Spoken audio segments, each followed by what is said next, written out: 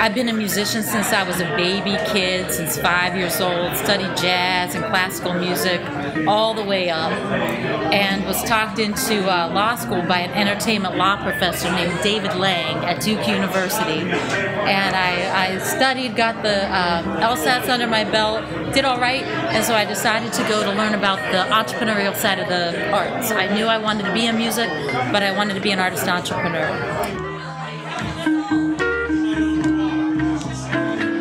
Heard about this concept in Southern California. I heard that there was a club where more people came together and started new businesses and all of that than in a boardroom.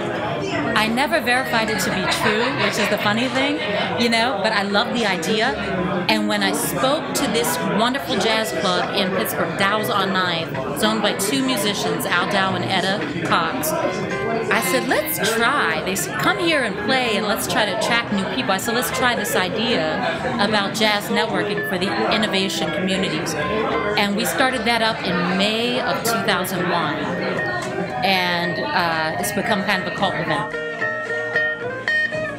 Yeah, I've been involved in Entrepreneurial Thursdays really since day one, and my role in it has changed over the years. Right now, I do a lot of the backroom stuff in terms of booking the people that we interview during the show. In the beginning, I was also running sound, which just was performing at one of the clubs, and the guitarist left, so I was playing guitar with her for about 5 years. So my role's kind of evolved as the show has evolved. I see trees of green, they roses too.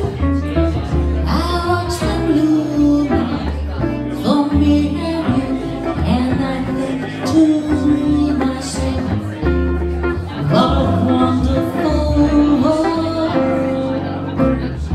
We wanted to do a networking event that was kind of a jazz networking thing that had two purposes. One, support a jazz and blues club, one of the last remaining in Pittsburgh. Two, bring people together innovating who normally want to connect. Networking is the lifeblood of entrepreneurship. Being able to get your name out there, telling people what you're doing and how you're doing it is the only way to really grow our name, grow our brand, and grow the foundation. Whether it's nonprofit, corporate, incubators, and a lot of funding sources, whether it's venture or angel groups we've had in. I think we've really covered the waterfront. The role that Entrepreneurial Thursdays has played for us has actually been pretty massive, because this was the first venue where we publicly announced ourselves to the people of Pittsburgh.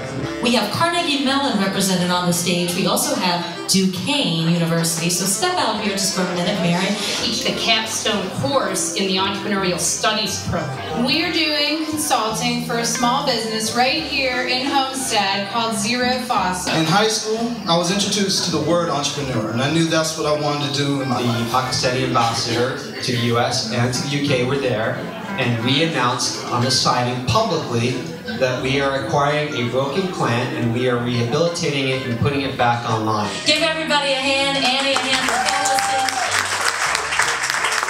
All right. Well, jazz is a wonderful form of music when you want to talk about startup, new businesses, and entrepreneurship. It's a wonderful form of music that has a lot of things in common. One of them is there's some basic structure. You know you need to do certain things, but then you know you need to improvise off of the form. It never goes according to business plan, new businesses, and the startup. And there's a lot of emphasis on being yourself, coming up with a unique idea. There's something that you have a lot of passion for, and then really running with that and having flexibility. The nature of the music being jazz, I think most people regard it as somewhat sophisticated, and it attracts the right kind of person. And I think we've really found that I think people like the environment. Oh, they create a great atmosphere. They make you get into the mood and be curious about what's going on. One of the most innovative musical art forms is jazz because of the improvisational nature. Not just the hardcore improv and scat, but even just the way you speak, is the way you sing, is the way you play, is something that's unique to yourself. And it talks about hopes, dreams, challenges, the blues, and all of that. And starting a business is similar.